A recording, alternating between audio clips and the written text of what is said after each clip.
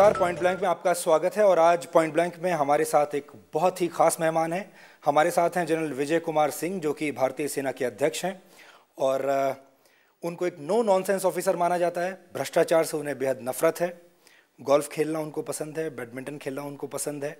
और उनके बारे में थोड़ा सा इंट्रोडक्शन में और दे देता हूँ। 1971 में लिबरेशन वॉर ऑफ बांग्लादेश में उनकी अहम भूमिका रही थी। उसके बाद 1987 में ऑपरेशन पवन जो श्रीलंका में हुआ था, उसमें उनकी अहम भूमिका रही है। और ख़ास बात उनके बारे में ये है कि वो एक कमांडो भी हैं। सर, आपका बहुत बहुत स्वागत है। धन्यवाद। शुरुआत सर मैं यहाँ से करना चाहूँगा। 10 महीने आपको हो गए हैं जब से आप सेना अध्यक्ष बने हैं।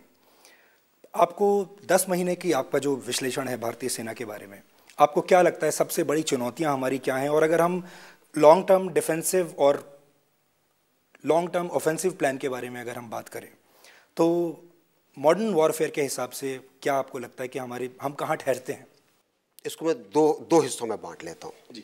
पहले तो हमारी चुनौतियाँ क्या हैं।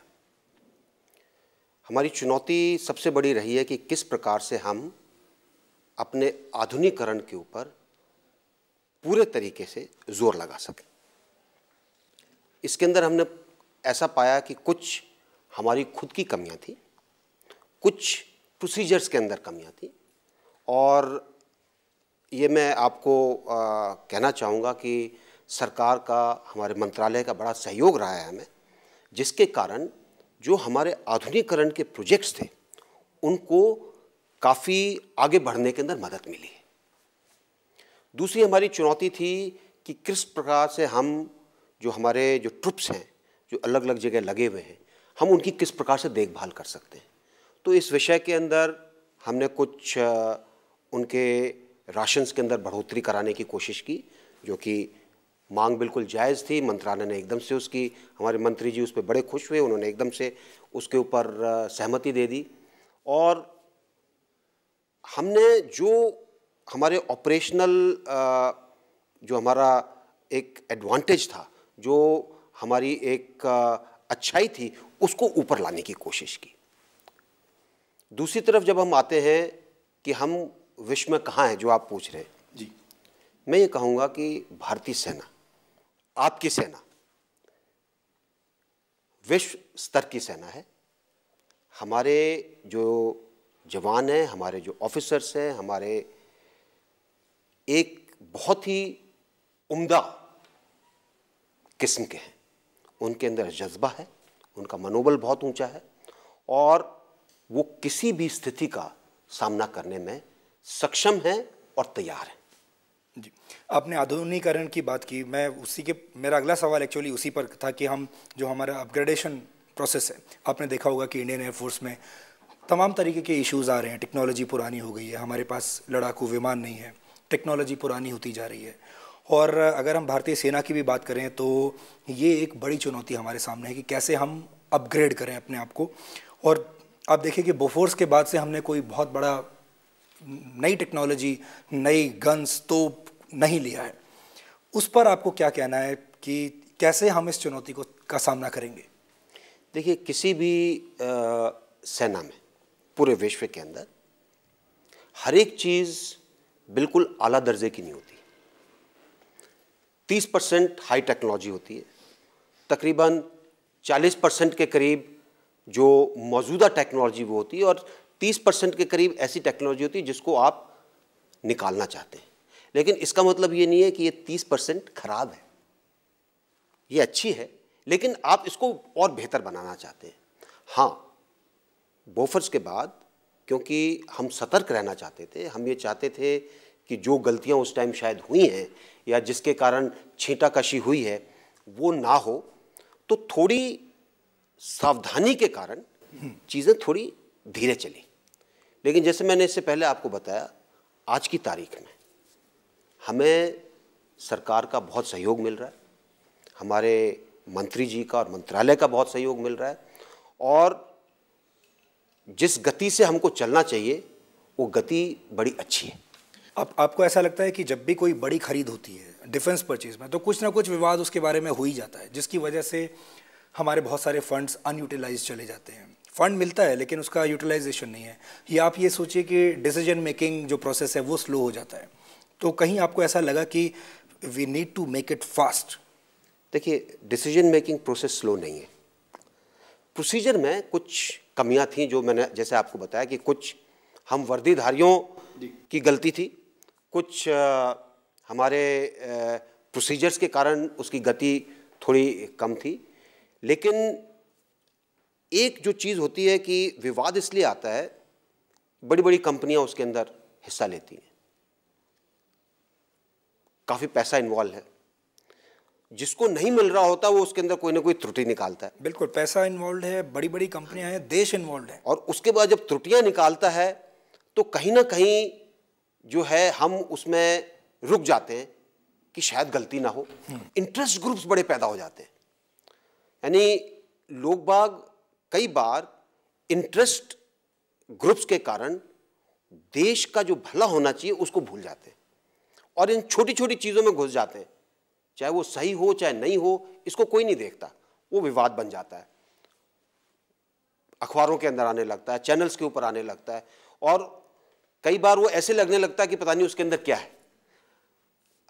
मेरे ख्याल से ज़रूरत है ये देखने की कि क्या टेक्नोलॉजी जो हम ले रहे हैं वो अच्छी है या नहीं, जो सेना उसको लेना चाहती है क्या वो उससे फ़ायदा उठाएगी कि नहीं। बोफर्स को देखिए, बहुत बढ़िया गन है,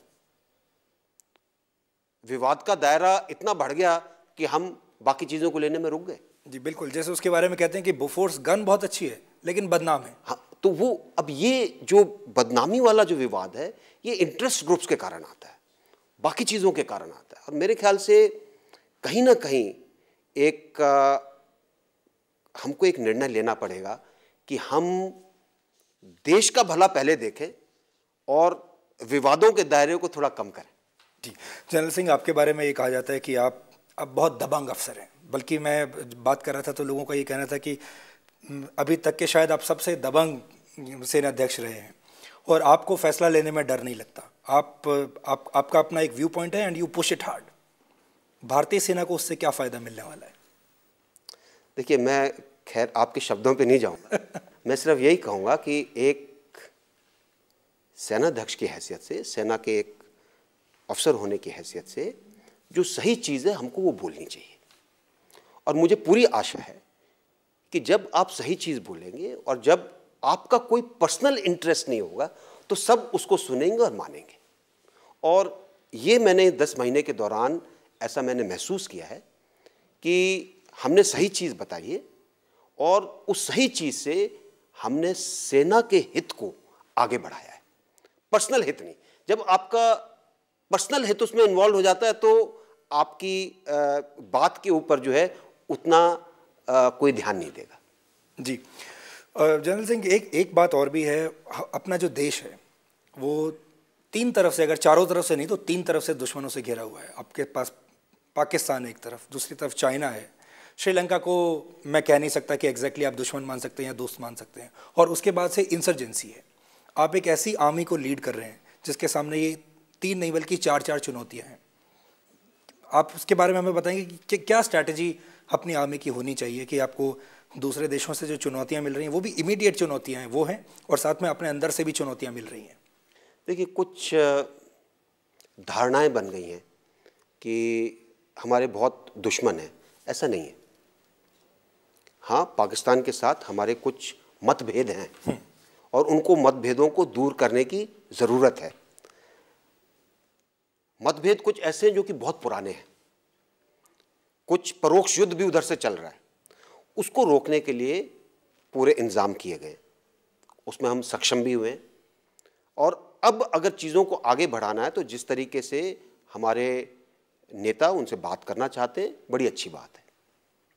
जहाँ तक चीन का सवाल है, देखिए, हर एक देश को अपनी प्रगति करने का पूरा हक है, अपनी सेना की प्रगति, अपने आदमियों की प्रगति, अपने इंफ्रास्ट्रक्चर की प्रगति।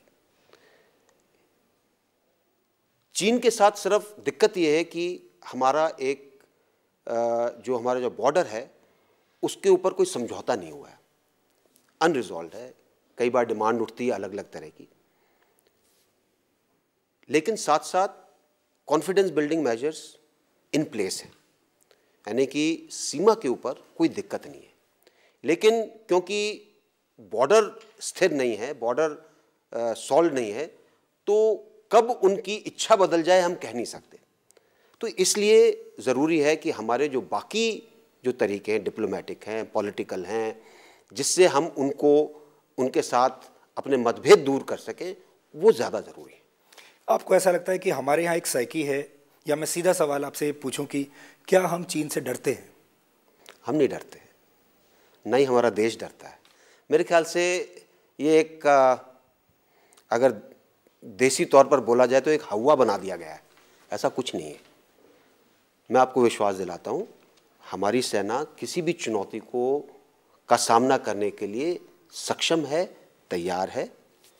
ये 1962 नहीं है, ये 2011 है, और मुझे अपनी सेना पर विश्वास है कि हम कभी भी किसी भी तरीके से हम खरे उतरेंगे, कभी अपना देश का नाम नीचा नहीं होने देंगे। जनरल सिंह अपने साफ और सटीक शब्दों के लिए माने जाते हैं। छोटा सा हम ब्रेक यहाँ पर लेंगे, और जैसा कि जनरल सिंह ने बताया कि 1962 नहीं है, 2011 है। छोटा सा ब्रेक हम यहाँ पर ले रहे हैं। ब्रेक के बाद वापस लौटेंगे और जनरल सिंह से हम ये पूछेंगे कि 2011 के बाद अब अगली रणनीति क्या है, अगली योजना क्या है भारतीय सेना की, और साथ ही हम उनसे ये भी जानना चाहेंगे कि जनरल सिंह एक ऐसे सेना अध्यक्ष हैं जो कि जब आए थे तो उनके सामने एक चुनौती थी, दुश्मनों का मुकाबला करना, यानी जो पोटेंशियल थ्रेट है उसका मुकाबला करना, और साथ ही सफाई अभियान भी। तो सफाई कैसे होगी उसके बारे में भी पूछेंगे छोटे से ब्रेक के बाद।